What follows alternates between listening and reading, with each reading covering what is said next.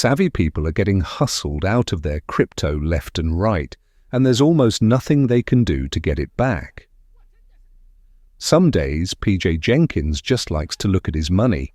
He can't get to that money, which totals about $15,000 in cryptocurrency. It's been lifted from him by scammers. But thanks to the quirks of crypto, the cash sits visible to him online via the blockchain, taunting him. It's right there, everyone can see it. "But I can't touch it," said Jenkins, still sounding a little dazed a few months after the swindle. Jenkins isn't some greenhorn fresh to the world of money and crime.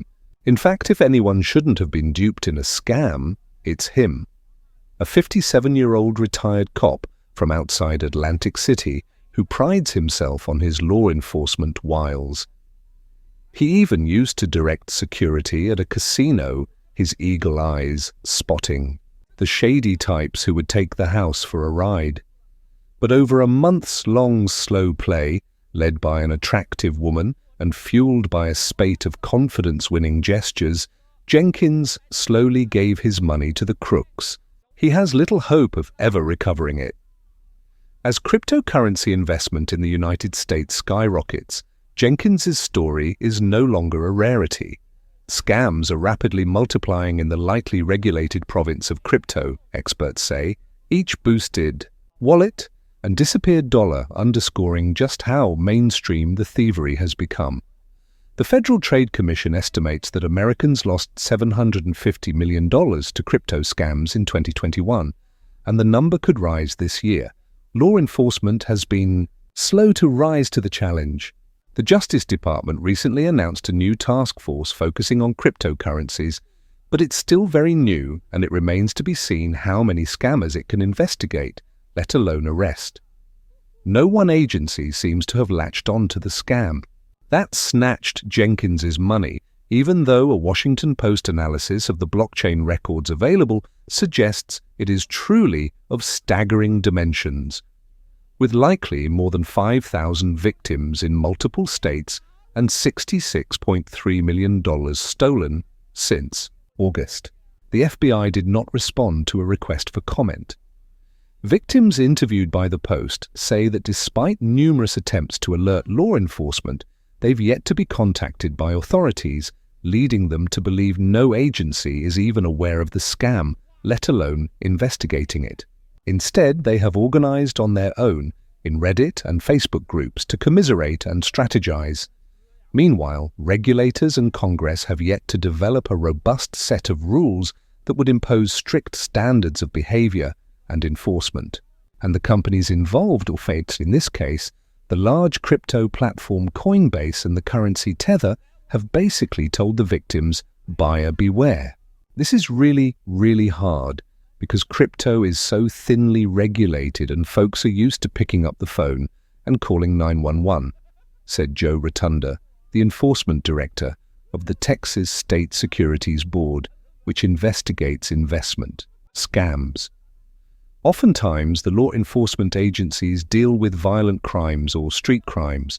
They simply don't have the resources necessary to prosecute a case like this and don't know where to turn. Jenkins says that when he went to his local police station, they didn't understand what he was talking about. He tried contacting both the FBI and Securities and Exchange Commission via their websites, but never heard back.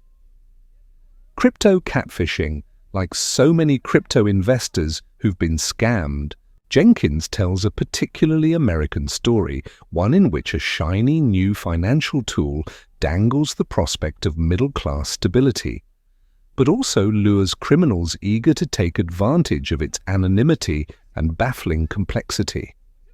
Jenkins thought he was savvy enough to use his crypto investments to swing a little extra money to supplement his income from his pension.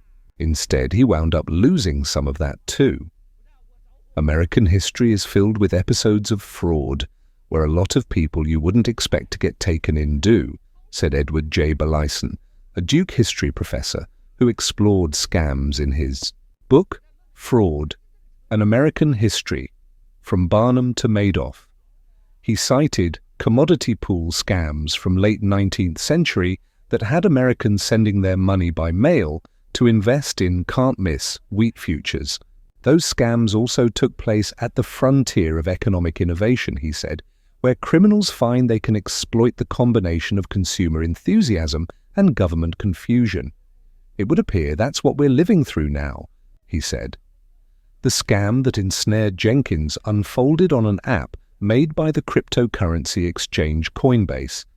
It involved a niche crypto area known as liquidity mining and took the form of what activists have come to call pig butchering. Because the victim's wallet is fattened before the slaughter. Jenkins lives in Absecon, NJ, a sleepy, family-oriented town 8 miles from the seductive lights of Atlantic City. Much of his time and money are occupied with taking care of his 3-year-old nephew. Crypto was the furthest thing from Jenkins's mind when he first met Alice last September on the dating app Hinge. After he matched with her, the two began messaging via WhatsApp every day. For weeks they communicated about life, family, the hurly-burly of the everyday, on one occasion even talking by video. Alice, who told Jenkins she was 37, provided a sympathetic ear. She called Jenkins by endearments and seemed eager to get to know him. After more than a month, Alice began mentioning crypto investments, particularly something called liquidity mining. She said Jenkins could make money by simply lending crypto he wasn't using anyway. "Dear Blueberry, do you know how high its profit is?" she wrote in a message thread that Jenkins provided to the Post. He asked how it worked. Alice described an operation that was nothing but upside. "Mining is not buying and selling. Like a mine, the mountains are full of ETH, and then we mine," she said, referring to the Ethereum cryptocurrency. "I think this is the safest because the funds are in their own hands," she added. All he would need to do, Alice said, was buy a mining certificate. Only $26, no big deal. Then he could begin depositing crypto to earn returns, a steady trickle of cash on the order of what bank savings accounts used to return decades ago. Alice suggested Jenkins use Coinbase Wallet, an app made by one of the largest crypto trading exchanges in the United States. She also guided him to cbeth.cc, a seemingly affiliated website slathered in Coinbase's signature blue. That site would handle the liquidity mining. Jenkins was skeptical. He had worked for the New Jersey State Police, protecting the state, house in Trenton, and for a time served as director of security at Resorts World, a casino in Queens, NY, about 120 miles north of Absecon. He was used to spotting all kinds of scams, and this smelled like one. But a Google search confirmed for him that liquidity mining was a legitimate, if complicated, scheme in which certain crypto exchanges pay to borrow cryptocurrency to fulfill their customers' orders. As someone who lived off a pension, Jenkins was wary. "I never even like to loan someone more than $500, he said. But the stakes seemed low, and so were his ambitions. He wanted to make about $60 a day, enough to cover his $2,000 monthly mortgage payment. So at the end of October, Jenkins bought about $4,000 in Tether, a so-called stablecoin based on Ethereum designed to be worth exactly $1.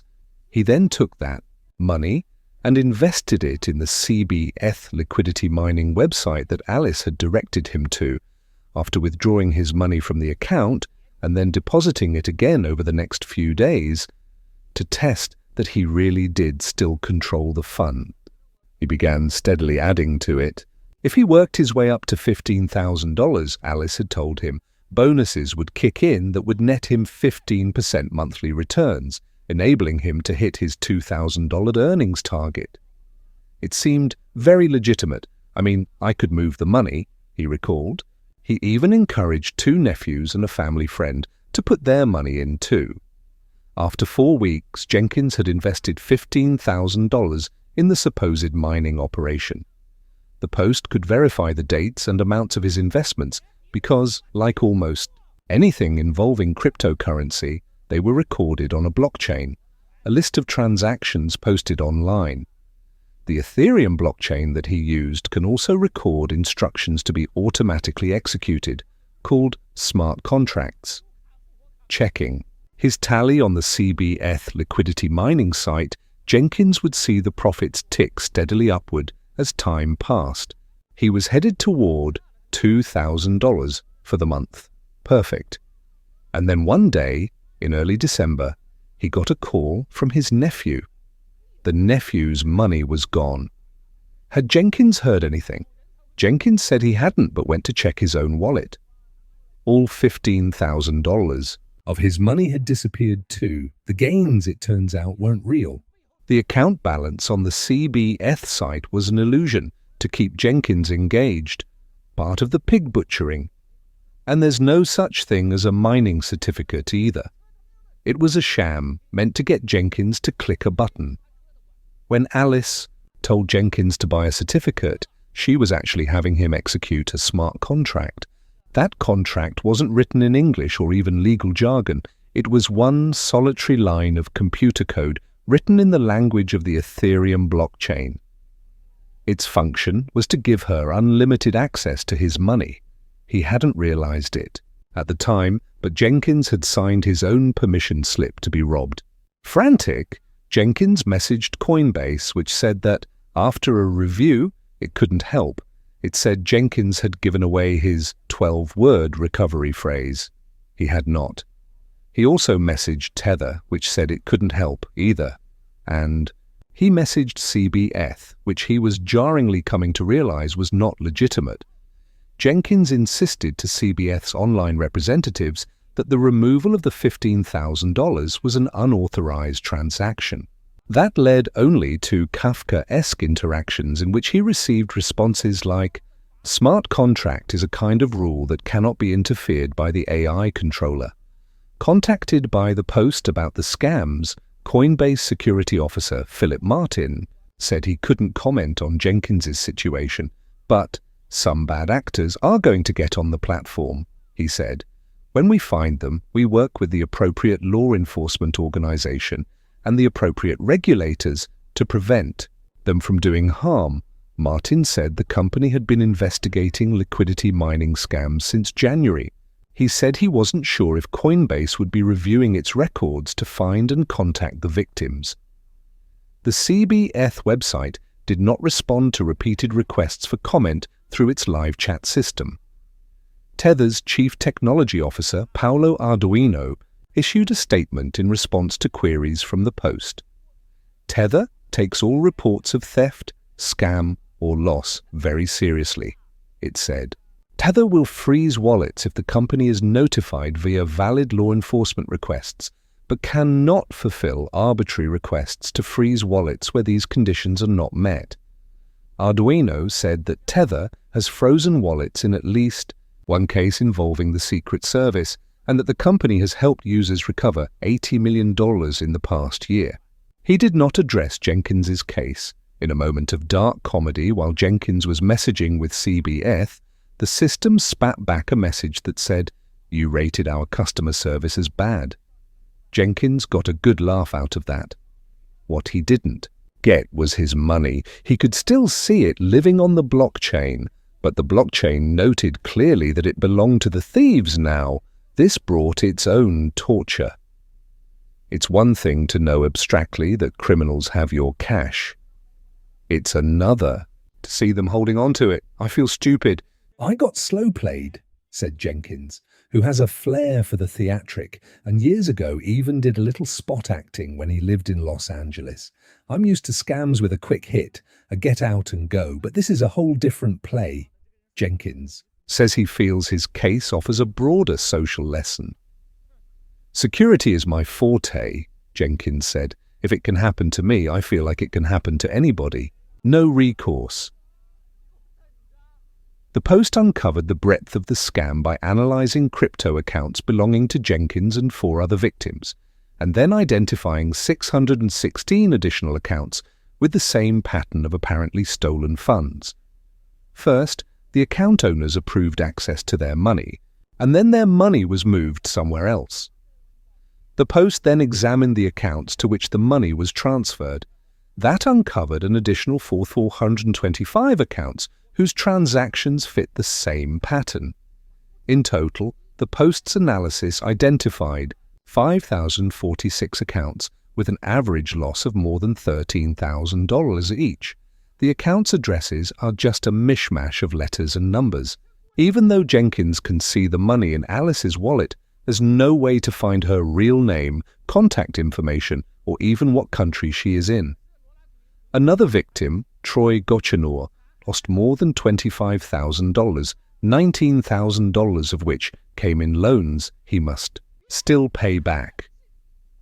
Gochenor, 48, delivers packages in his hometown of Columbus, Ohio, after moving back from New York during the pandemic. A former crypto skeptic who remembers thinking this'll never catch on, Gochenor began investing at the suggestion of a woman he met online. She would text me every morning, good morning, every night, good night. But she never video chatted with him, citing a phobia. After his first investment of $5,000 disappeared in October, she denied his money was gone but promised that if he brought his total investment up to $10,000, he'd earn a $3,000 reward. He invested the difference, taking out a loan to do so. That money disappeared too. He took out another loan, then a third. That money also vanished. "I was betrayed by somebody who I thought cared about me," he said. Besides Jenkins and Gochenor, the Post spoke with 3 other victims of nearly identical scams. Savvy people in midlife are common victims, activists say.